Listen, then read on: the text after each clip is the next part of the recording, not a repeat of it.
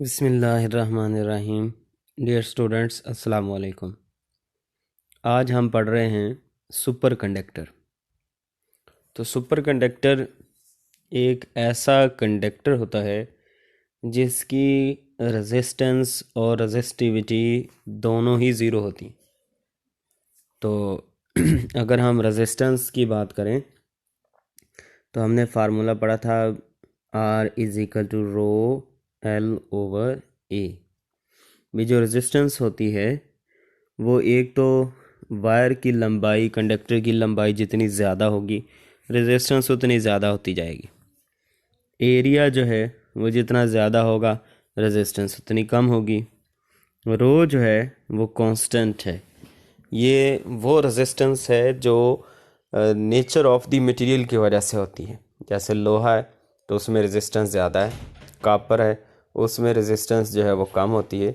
तो मटेरियल की वजह से जो रेजिस्टेंस होती है उसको हम रेजिस्टिविटी बोलते हैं, और जो डायमेंशन ऑफ द कंडक्टर की वजह से रेजिस्टेंस होती है उसको हम रेजिस्टेंस बोलते हैं। तो जो रेजिस्टेंस है और जो रेजिस्टिविटी है दोनों ही टेम्परेचर पर डिपेंड करते हैं। तो हमने ये शॉर्ट क्वेश्चन भी पढ़ रखा है कि why the resistance of a conductor rises with temperature. Temperature के बढ़ने पर कंडक्टर की रेजिस्टेंस क्यों बढ़ जाती है। तो हमने देखा था कि टेम्परेचर जैसे जैसे बढ़ेगा कंडक्टर के अंदर एटम्स की वाइब्रेशनल मोशन बढ़ेगी, जिससे फ्री इलेक्ट्रॉन्स की एटम्स के साथ जो कोलिजन है उसकी वो बढ़ जाएगी, जिसकी वजह से रेजिस्टेंस बढ़ जाती है।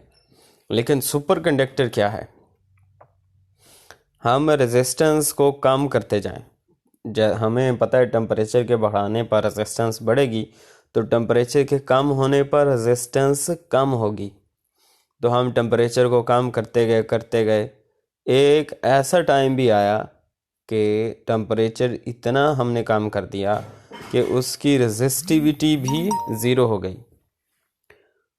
तो यानी कंडक्टर के अंदर कोई ना तो रेजिस्टेंस बाकी रही ना ही रेजिस्टिविटी बाकी रही। तो तब हमने उस कंडक्टर को नाम दिया सुपर कंडक्टर का। तो सुपर कंडक्टर किस तरीके से हमने बनाया है, हमने टेम्परेचर को कम करते गए हैं जिससे रेजिस्टेंस ऑफ द मटेरियल जो है वो कम होती गई। हमने टेम्परेचर को इतना कम कर दिया कि रेजिस्टेंस जो है वो ज़ीरो हो गई और रेजिस्टिविटी भी ज़ीरो हो गई। ये डायग्राम में भी हमने शो किया। तो इसमें आप देख सकते हैं कि ये रो है, इस तरफ रेजिस्टिविटी और इस तरफ टेम्परेचर है। तो यहाँ से शुरू करते हैं। जब टेम्परेचर जो है वो ज़्यादा था तब उसकी रेजिस्टेंस भी ज़्यादा होगी। जैसे जैसे टेम्परेचर कम होता गया ये रेजिस्टिविटी भी क्या होती जाएगी, कम होती जाएगी। TC, ये TC वो टेम्परेचर है जिस पर रेजिस्टिविटी ज़ीरो हो गई। TC से मुराद है क्रिटिकल टेम्परेचर। तो जिस टेम्परेचर पर किसी मटेरियल की रेजिस्टिविटी सिफर हो जाती है उस टेम्परेचर को हमने क्रिटिकल टेम्परेचर का नाम दिया। तो हमने दो डेफिनेशंस देखी हैं, सुपर कंडक्टर की और क्रिटिकल टेम्परेचर की। तो सुपर कंडक्टर जिसमें किसी किस्म की कोई रेजिस्टेंस ना हो, और क्रिटिकल टेम्परेचर यानी वो टेम्परेचर जिस पर मटेरियल के अंदर से तमाम किस्म की रेजिस्टेंस ख़त्म हो जाती है और मटेरियल जो है वो सुपर कंडक्टर बन जाता है। तो इसमें दो तरह के हमारे पास सुपर कंडक्टर्स हैं, यानी कंडक्टर्स सुपर कंडक्टर्स तो सारी एक जैसे। हमने टेम्परेचर के लिहाज से उनको दो हिस्सों में डिवाइड कर लिया। कुछ हिस्सों को हमने लो टेम्परेचर सुपर कंडक्टर्स का नाम दिया और कुछ सुपर कंडक्टर्स को हमने हाई टेम्परेचर सुपर कंडक्टर्स का नाम दे दिया। ये लो और हाई का क्या चक्कर है ये अभी हम डिस्कस करते हैं। Due to the zero resistance of the super conductor no energy is dissipated and the current produced once will flow continuously without the source of EMF। तो अगर हम आम रोज़मर्रा ज़िंदगी में देखें, जब हम एक दफ़ा स्विच ऑन करते हैं तो स्विच के ऑन करने से पंखे को जो है वो एनर्जी मिलना शुरू हो जाती है, जिसकी वजह से पंखा जो है वो घूमना शुरू कर देता है। लेकिन जैसे ही स्विच को ऑन बंद कर देते हैं तो पंखे को एनर्जी मिलना बंद हो जाती है।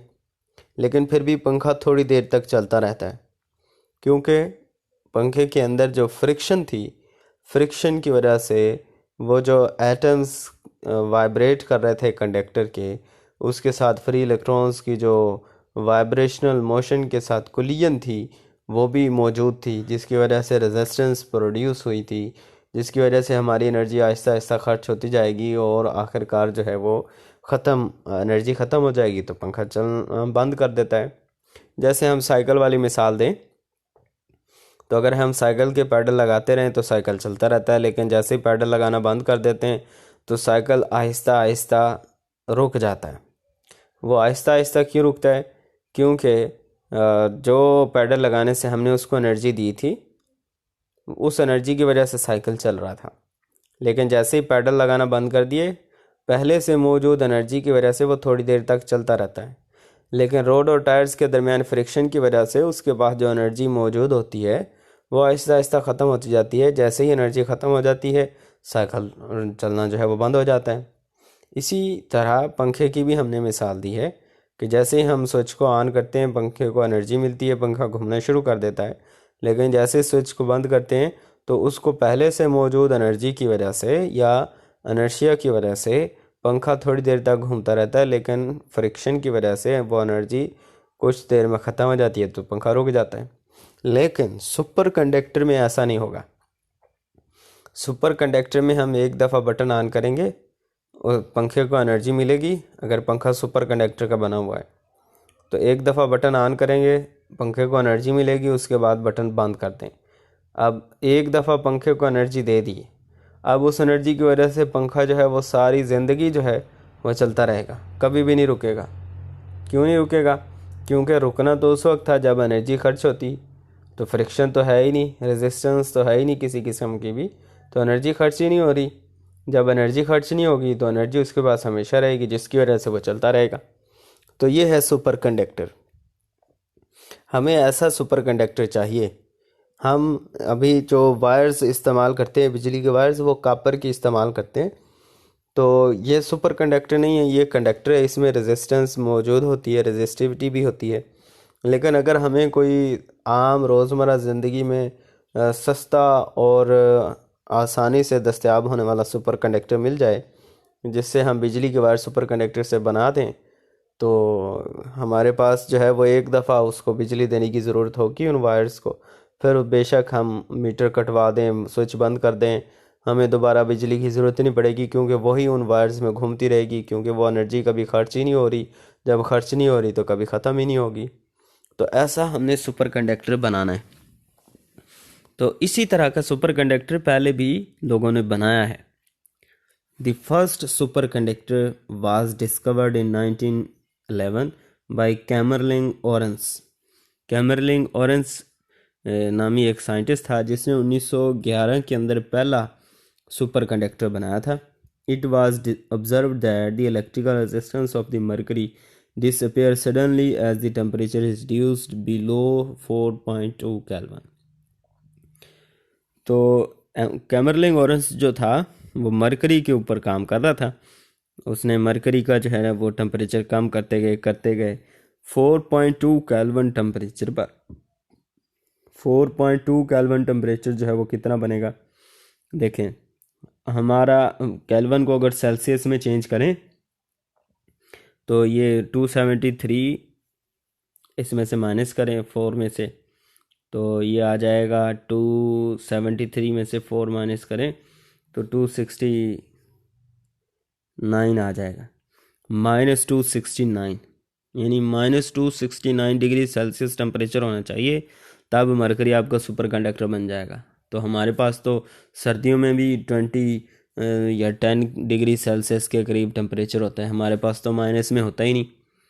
तो मरकरी कहाँ से काम करेगा सुपर कंडक्टर के तौर पर? तो ये बहुत ही कम टेम्परेचर पर जाकर सुपर कंडक्टर बनता है।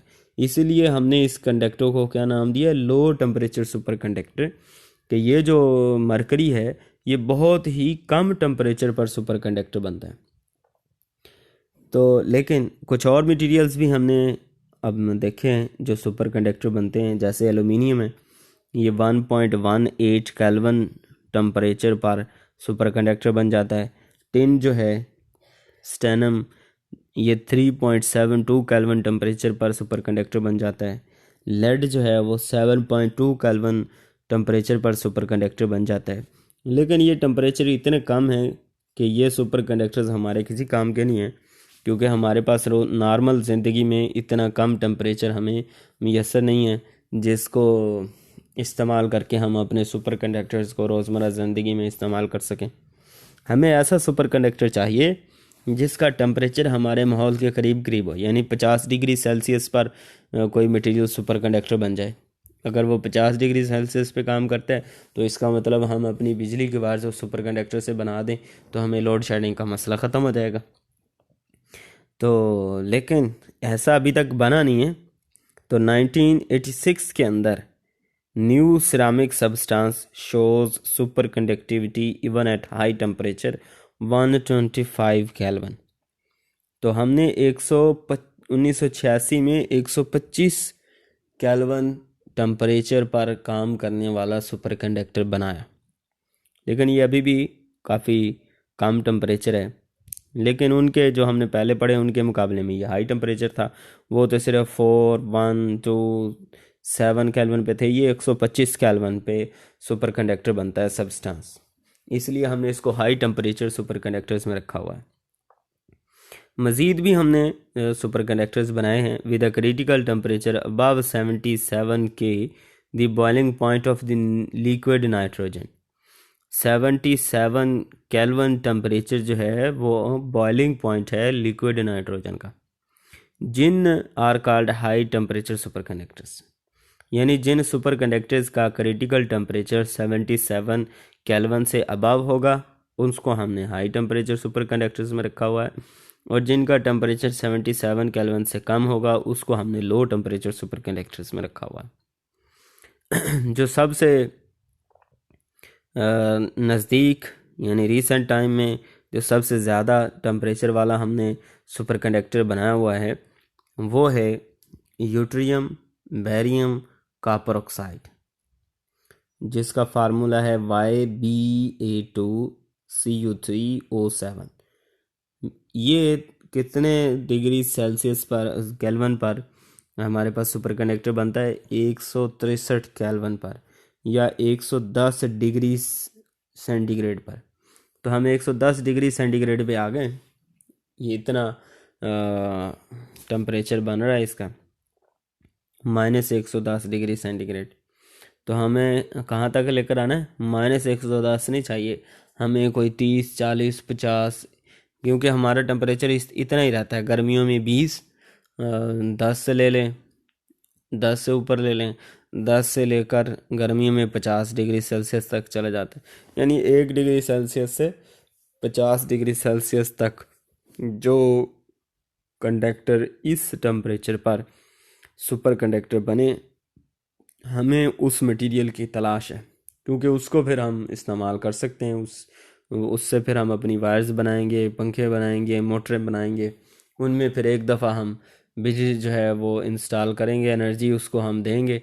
उसके बाद बेशक हम एनर्जी का कनेक्शन ख़त्म कर दें, उसमें एनर्जी हमेशा मौजूद रहेगी और वह चलता रहेगा। और ये जो मौजूदा रिसेंट हाई टेम्परेचर पे काम करने वाला यूट्रियम बेरियम कॉपर ऑक्साइड, जिसका क्रिटिकल टेम्परेचर 163 केल्विन है या -110 डिग्री सेंटीग्रेड है, ये चाइना के एक प्रोफेसर थे यो लेंस ली। इसने कैम्ब्रिज यूनिवर्सिटी के अंदर जो है ये बनाया था। तो इसके यूजेस क्या हैं? मैग्नेटिक रेजोनेंस इमेजिंग, ये जो MRI हम करवाते हैं, मैग्नेटिक रेजोनेंस इमेजिंग, इसमें हम इसको इस्तेमाल कर सकते हैं सुपर कंडक्टर्स को। मैग्नेटिक लेविएशन ट्रेन्स, यानी बहुत ज़्यादा हाई स्पीड ट्रेन्स होती हैं, उनमें हम मैग्नेटिक फील्ड को इस्तेमाल करेंगे। सुपर कंडक्टर जो है वो बहुत ज़्यादा स्ट्रॉन्ग मैग्नेटिक फील्ड पैदा करेगा, जिससे ट्रेन की स्पीड बहुत ज़्यादा बढ़ेगी। तो उसमें भी हम सुपर कंडक्टर्स का इस्तेमाल करेंगे और मैग्नेटिक लेविएशन ट्रेन्स बनाएंगे। पावरफुल एंड स्मॉल मोटर्स बनाएंगे हम सुपर कंडक्टर से। फास्ट कंप्यूटर चिप्स बनाएंगे सुपर कंडक्टर से। तो ये उसकी एप्लीकेशन है या यूजेस हैं। तो ये हमारा टॉपिक मुकम्मल हो गया है। तो सुपर कंडक्टर क्या होता है, क्रिटिकल टेम्परेचर क्या होता है, लो टेम्परेचर सुपर कंडक्टर्स क्या होते हैं, हाई टेम्परेचर सुपर कंडक्टर्स क्या होते हैं, और इसकी एप्लीकेशंस क्या हैं, सुपर कंडक्टर का ग्राफ क्या है, ये सब चीज़ें long question MCQ short question के तौर पर हमने तैयार करनी है। तो हमारा टॉपिक मुकम्मल हो गया है। ओके, अल्लाह हाफिज़।